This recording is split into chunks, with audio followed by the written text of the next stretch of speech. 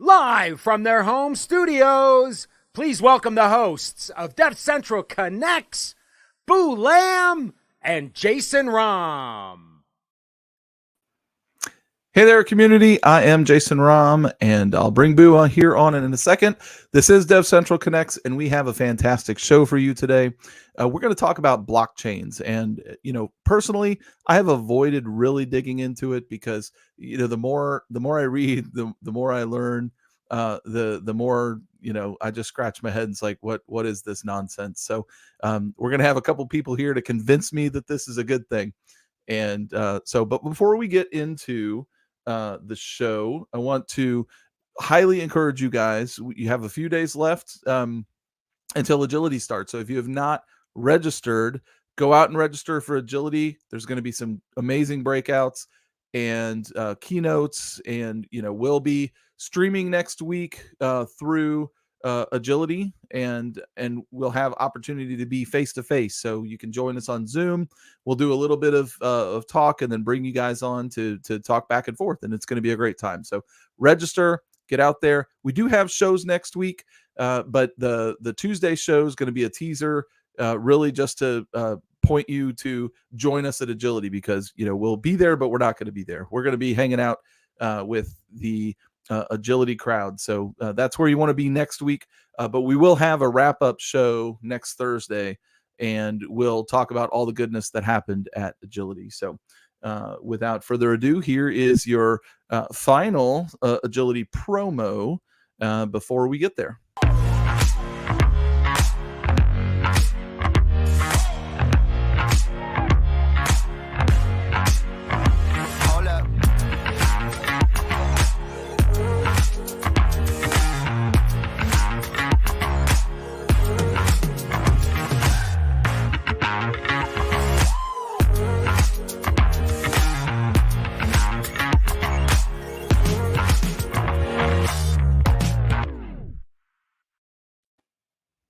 All right, Boo.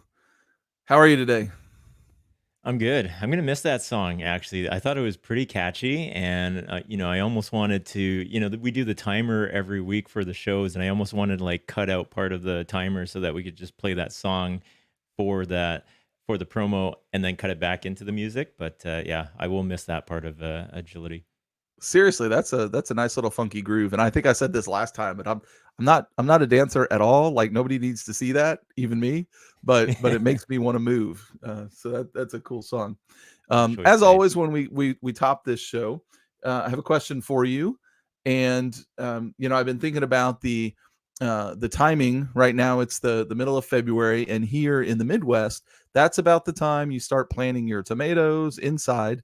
You start, planting your little seeds and your little things and peppers, so that by the time the last freeze happens, you have a nice little start to get in the ground for your garden. So around gardening, what is the biggest disaster that you've had with either your lawn maintenance or a garden?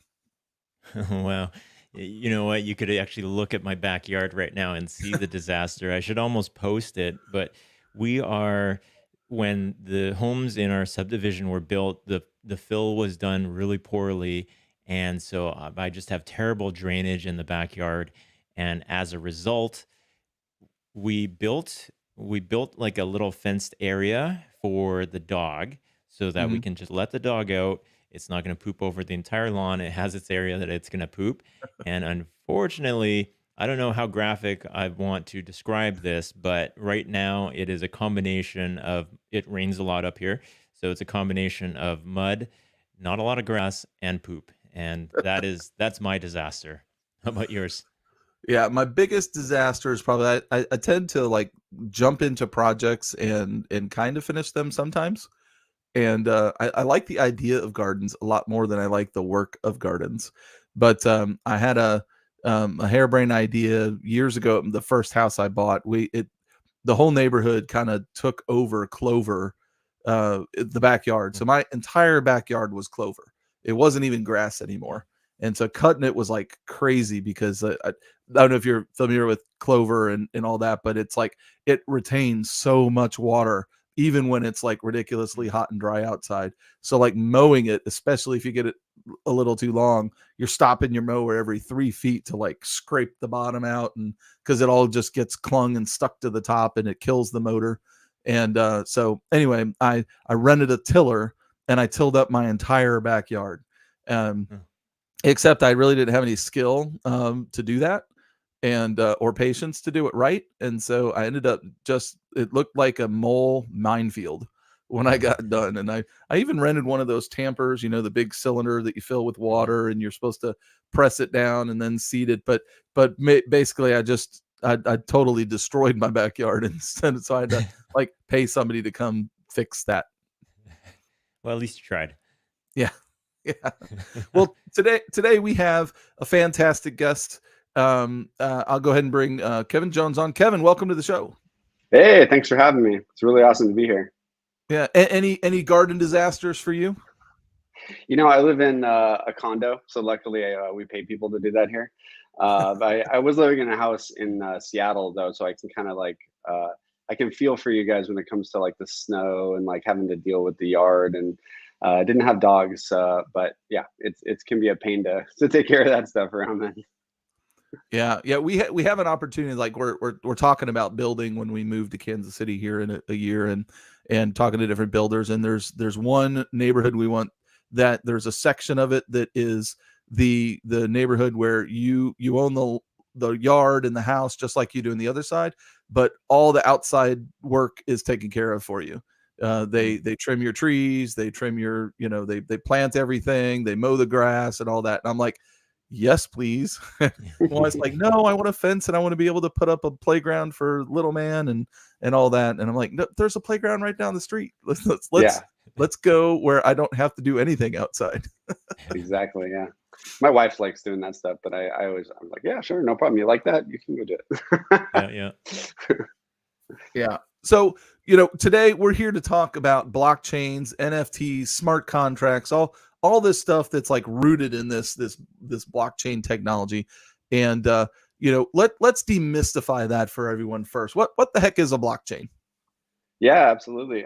You can think of a blockchain as a distributed public ledger. Essentially, all it is it's a network of computers, network of nodes, and they're all kind of working together to secure the legitimacy of the data that's coming into that blockchain. So, like, there's a lot of popular blockchains. I'm sure the most popular everyone knows is Bitcoin, right?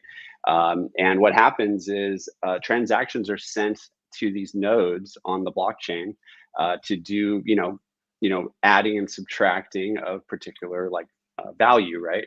And all that needs to be validated through the blockchain. And most of the time, there's different ways that's done, but the most popular way is proof of work. And so that proof of work mechanism is what secures and validates that those transactions are done authentically.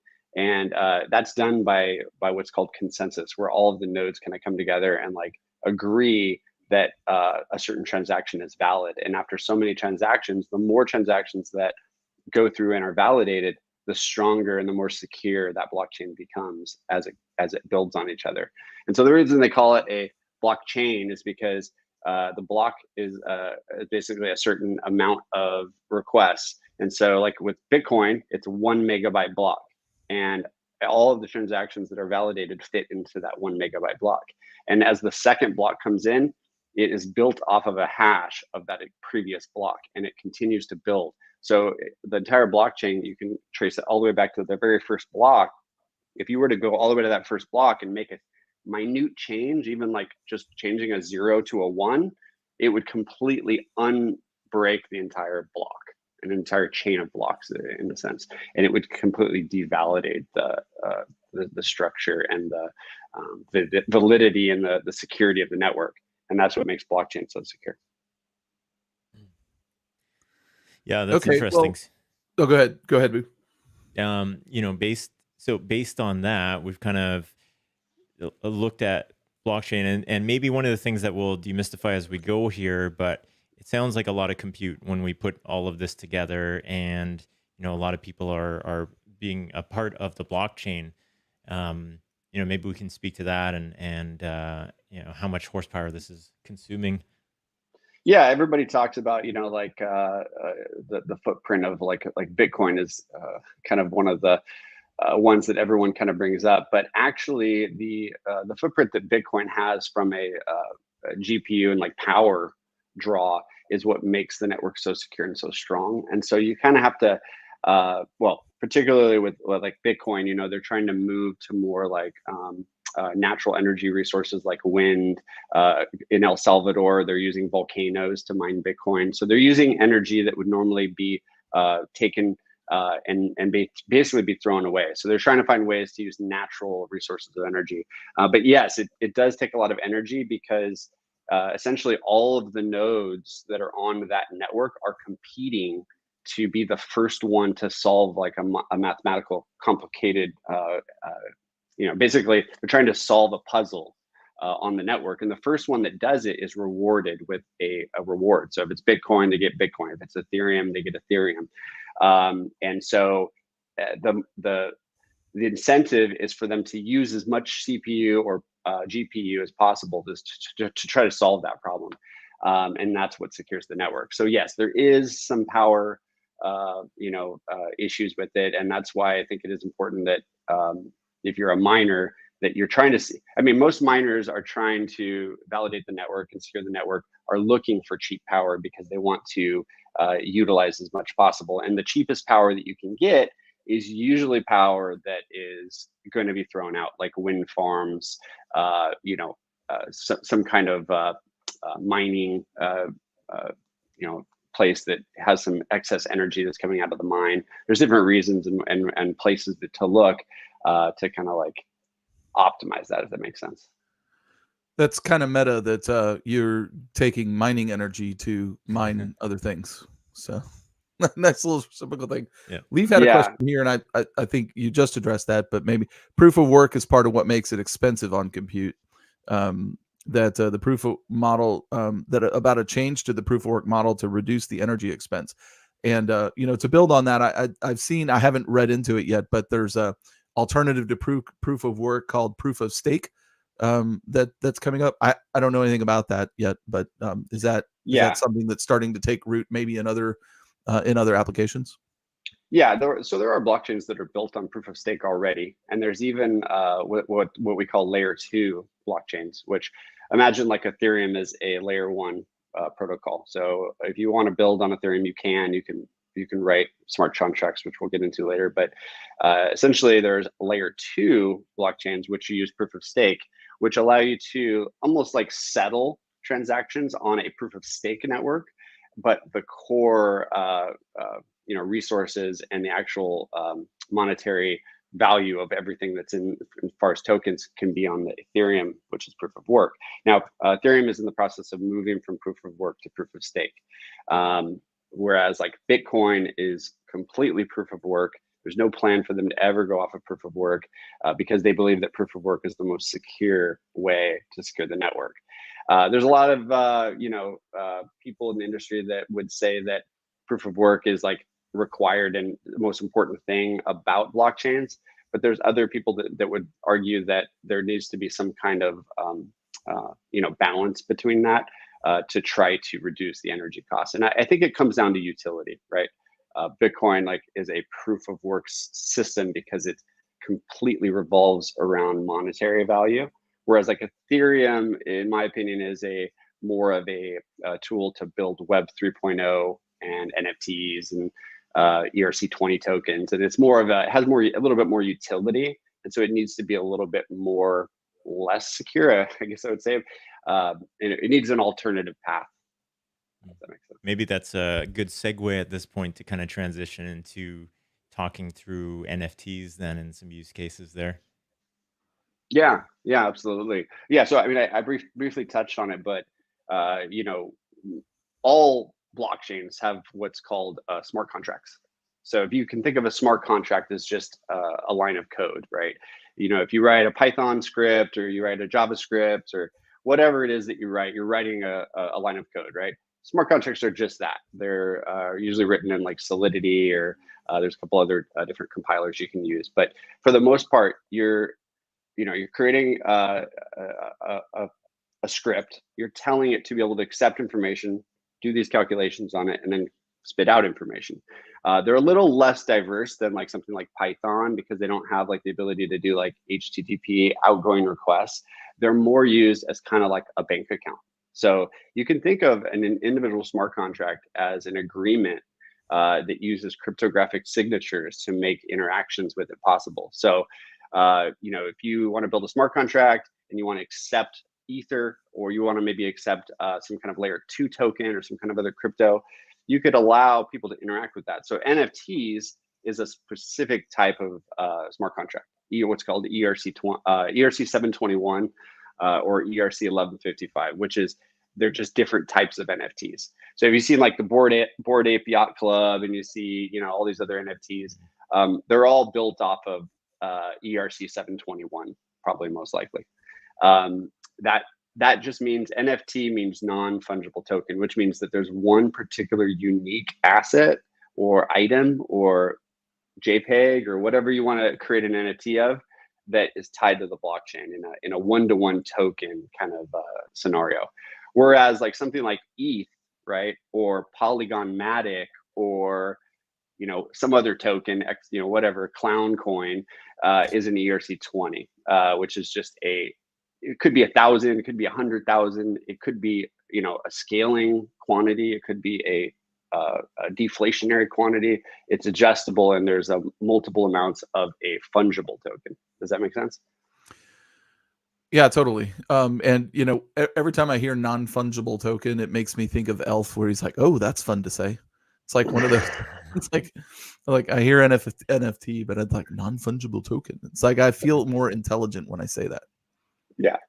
It is. I remember the first time I heard it, I was like, "What is non-fungible?" Like, okay, and then I kind of, I never really dived too much into economics, but I found that ever since I got into crypto, I started diving more and more into understanding like how people use a unit of account and stuff like that. And NFTs are just interesting because you can equate it back into like historic times when someone wanted to exchange something for something else. A lot of the times it was an NFT. It was something that was actually like unique, right? They wanted something that was one of a kind. I mean, maybe a piece of art, and they could use that to barter to get some kind of bag of grain or something like that, right? And you can equate, you can equate NFTs to like physical goods. Like, I have this little like gold octopus. If I want to sell this to you, it's an NFT. Maybe there's 1,000 of them, but it still could be, maybe it's an NFT, maybe it's an ERC 20. But you get the idea. You can kind of relate it to like the economy and how you use items to transact. On that note though, so say it's buying an octopus, or even like digital art. I buy a NFT for digital art. What for you, what value is there? Like for somebody, it's like, look, I see those images and I've got them on my desktop, and I might put that up on a blog. What are there any legal ramifications of NFTs? Like, you purchase an NFT and you've got whatever I don't know, it's not a copyright or a trademark, right? It's just some version of ownership. But what does that mean for everybody else that might also use copies or non NFT'd for non NFT purposes? We should also kind of distinguish, like when you're talking about that NFT use case, you're talking about specifically the JPEGs, right? Yeah. I think that's what he was getting at. Sorry. Yeah, I think that what you do have to think about with NFTs is there's a lot of utility that's still yet to be created or kind of like monetized right now, and you'll hear about probably in the next year or two. NFTs didn't start as an art thing, right? They actually started as just a way to create some kind of unique asset, Web 3.0 asset, that could be equated to the blockchain. So it was a way to do a more complicated like token, as opposed to just having like 100,000 whatever dog coins. You might have one dog. You've ever heard of crypto kitties? That was actually the first thing. What it was is you could have crypto kitties, which you could adopt a cat, and that cat could have a unique set of traits, and you could own that cat. So you could build, so this whole app was built around the idea that you could like adopt a cat, and you basically minted the cat to your wallet, and it proved that you own it, and then you could sell those to other people. It's kind of like a collectible type thing. But there's other things, right? I mean, there's the idea where you could sell, I don't know, your shoes. You could sell something you create, like your own thing. Maybe you could sell an experience. Maybe you're a DJ and you want to sell like a backstage experience, and you would sell 10 NFTs that allow someone to come backstage. And the way you would prove that is that you'd have your wallet. You might have your wallet on your phone, right? Or you might have like a hardware wallet where you store all your NFTs, right? And so that wallet is your cryptographic signature that says that you bought that, because you can prove that by doing a signed transaction. So that's where the legal, when it comes to like what you were asking about legal, people that are selling NFTs of stuff they don't own, that's a huge problem, because they are basically stealing from the original artist, right? And so I think the much more broader view of NFTs is actually around real world use case physical items and experiences, and like ticketing, digital rights to download content, right? Like restricted content, stuff like that, rather than just the Bored Ape Yacht Club or the Crypto Kitties or whatever. I think there's much more utility to be had with Web3 and NFTs in general, just with the way that it works, by being able to authenticate those transactions and build metadata around that transaction that applies to the NFT, stuff like that. So one of the blockchain use cases that was always brought up before NFTs were really mentioned before was like replacing land titles. And so no longer having to go to a notary. You've sold your house, you have to go to a notary, you have to get all stuff signed, traded between two parties. And then so could a land title be a valid use case as a NFT now as part of the blockchain?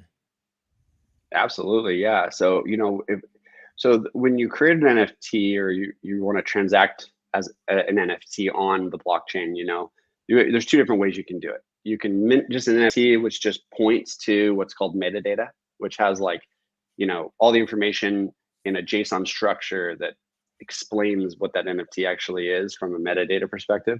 Or you can mint that metadata on chain. So if you're using a layer 2 chain, right, that is a proof of stake chain, maybe even it's a private blockchain, right? You run some kind of title company and you have your own private blockchain, and it's a layer 2 blockchain that uses proof of stake. Customers can come onto your website if they're using Web3 and they're using Adapt, and they can mint an NFT on your private blockchain that stores all of the contract data in the blockchain, right? And you could store the entire contract. You could store the signatures. You could have different NFTs for different parts of the contract if you wanted to break it up. There's a lot of innovation that can happen around the idea of NFTs. On the idea, you briefly touched about Web3. What's the difference between Web 2 and Web 3, and how does that affect blockchain technology? Yeah, so I mean, Web3 is built on blockchain, right? I think Web3 is a little bit of a buzzword right now because it relates to the idea of building a web application that is decentralized and does not require any kind of like server hardware. You don't need to run a load balancer. You don't need to run a database. The idea is that when you build something in Web3, you're building it completely decentralized. That would be the perfect explanation of what Web3 means to I guess crypto developers, right? So if you're an Ethereum developer or something like that, what you see in the media these days, people talking about Web3 is like the metaverse, or like maybe this kind of like hybrid model where like a specific group of like companies run, like Facebook runs the metaverse, which is a Web3. I don't think that's true. I don't think we can ever really get 100% to Web3 like anytime soon. Like there's so many things that are Web 2.0 that will need to continue to survive as Web 2. So I don't think Web 2 and Web 3 are going to have this huge disconnect. I think they're going to kind of have to work together a little bit. But for the things that require like, stuff that you can do on the blockchain and stuff that you can use wallets, whether it's software or hardware wallets, to do transactions and find what I think the biggest industry that is going to break through is fintech, right? The need for banks, the need for financial systems. A lot of that can be decentralized and can become peer-to-peer. And that's where Web 3.0, I think, is the definition is decentralized, peer-to-peer, empowering the users with their wallets to be able to transact and kind of build their own metaverse in a sense, and own their own data and own their own transactions, right? Yeah. Privacy might be part of that as well, right?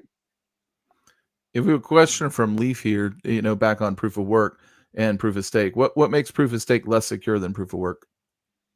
Yeah, well, so the main complaint I've heard for when it comes to proof of stake versus proof of work is one of the most efficient ways to kind of solve this like double spend problem. So the idea is, okay, like I'm here with Boo and Jason and myself, and I want to I have $1, and I tell Boo like, all right, can you send me something through email? I'll give you $1 later. And then we go offline, and then an hour later I say, hey, Jason, can you send me something? I'll send you $1. But I only have $1, and you've sent me something. So I've double spent my dollar, right?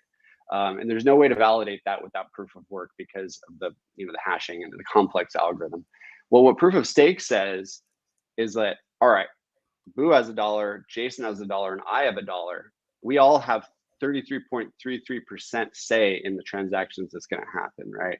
So if I say, all right, well, I want to get something from Boo, well, guess what? Jason needs to see that and understand that based on the stake that's at stake, and he's going to know that I'm already trying to negotiate with Boo, and that's going to kind of like cancel out. So that's how you can think of it as a high level. But really, when it comes down to it, is the authority to authenticate transactions is going to require that you have a number of tokens. So with Ethereum right now, if they're testing out where you have to have, I think, 32 ETH to be able to do proof of stake. So you'll have to own 32 ETH. So does anyone know what the price of ETH is right now? It is 3,200. So you would need 32 ETH to be able to be a validator as of right now. That's the current plan on the Ethereum network. Can you, I don't know, some of our viewers, what's $100,000? Can they buy 32 ETH? Probably I don't not. have that many ETH right now. What it does is it takes away from, I think, the decentralization aspect where everyone can be a player into the network, right? I can be a miner here. I'm running an Ethereum miner right here next to me. It's doing proof of work. It's just a little computer just running. It's got a GeForce in there. It's authenticating transactions. And I don't have 32 ETH on that wallet. It's just sitting there. I got about $400 on it, right? When we move to proof of stake, I won't be able to mine anymore. I'll have to put 32 ETH on my machine here. So I'll have to incentivize my miner with equity. And that's where I think people say it's a little less secure because there can be actors that control more stake than they should. That's why whenever you think about tokenomics of like a coin or a crypto, if you're going to invest in a crypto, the first thing you want to ask is who owns what majority of the crypto. Because if you're going to buy XRP, and a good example is XRP, they own about 60-something% of the XRP. Actually, more than that, I think. I don't even know the exact number, but it's a lot. They own way majority of the XRP. So they're the majority stakeholders, so they can kind of control the network in that sense. And that's what makes it less secure. It's less decentralized. It's not less to the core of decentralization. Wow. Okay, maybe last question on my part, and then Boo, I'll toss to you for any final things.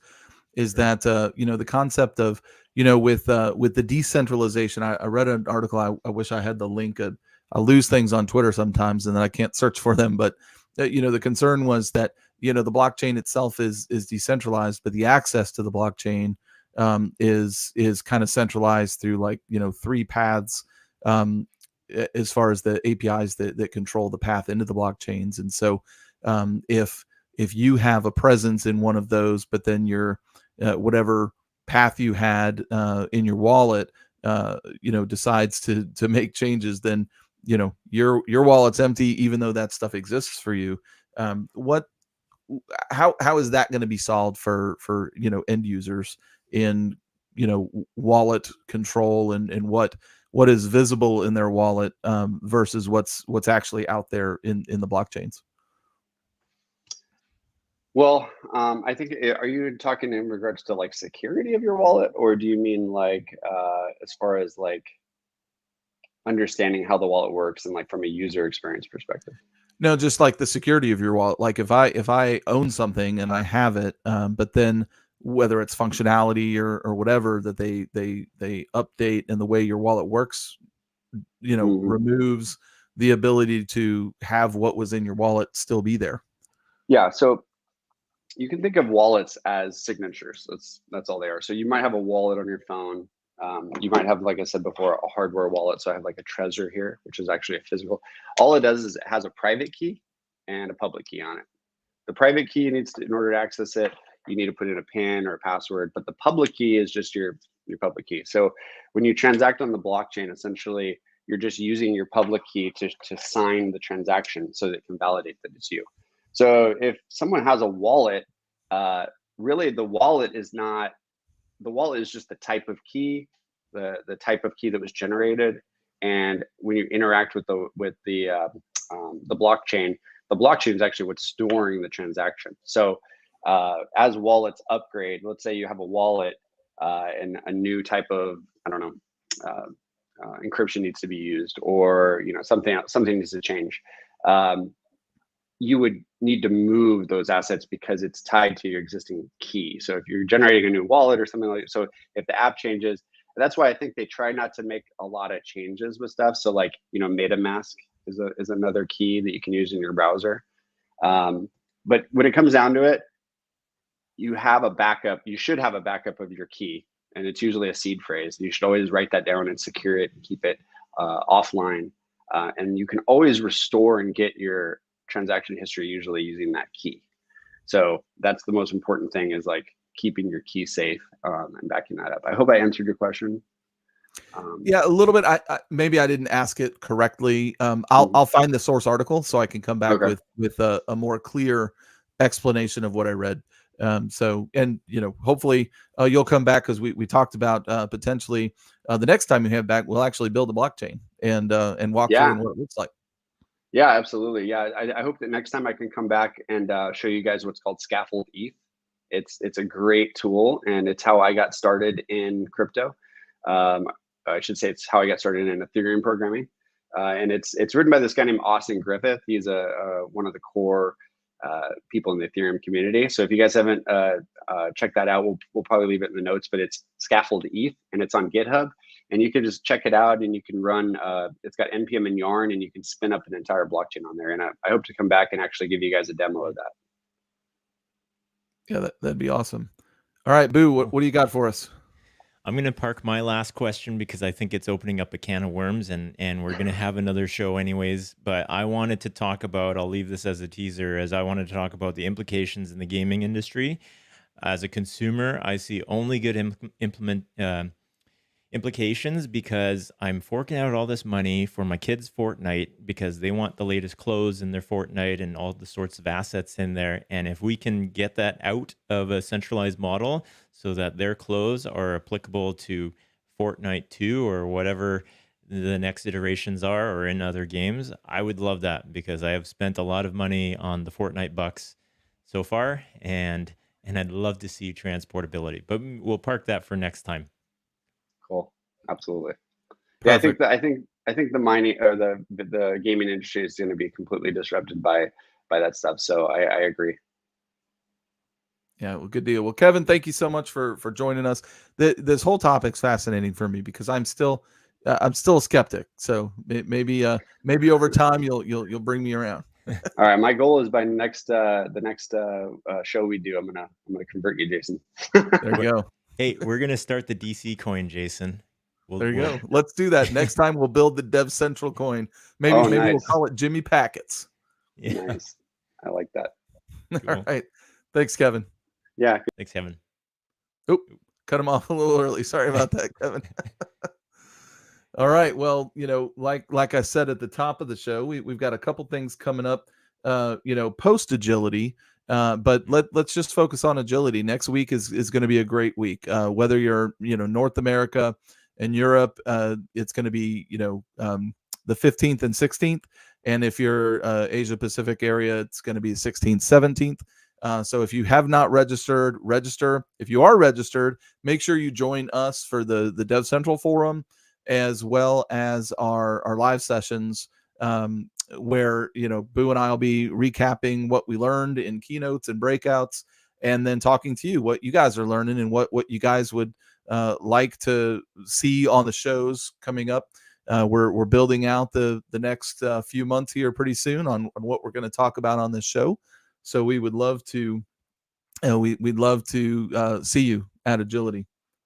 Absolutely. I think one thing that people miss when it's a live event, there's all those conversations that happen outside of the session. So, it's great for everybody to register for Agility. You'll have access to the sessions, but that live interaction, we're still going to have that there, so that there's still opportunities to just chat with people, pick people's brains. We're going to have SMEs that will be joining us as well. We'll have the lounge so that you can just come hang out with us as well. And we're going to cover all the time zones between all of us. We'll figure out a way. That's right. Yeah, I'm going to be up at Dark 30 for one of those. And so, I'll be pushing the midnight oil for sure, but it's going to be a great time. So we'll see you all next week, hopefully, at Agility. But also we'll have a little bit of presence here on the live stream. We'll definitely be back next Thursday to recap everything if you aren't able to come to Agility. So thank you all for joining us. As always, Boo, thank you very much. Great show. Kevin, love the discussion, and I really look forward to next time when we get to build a blockchain with you. So bye, community. Thank you.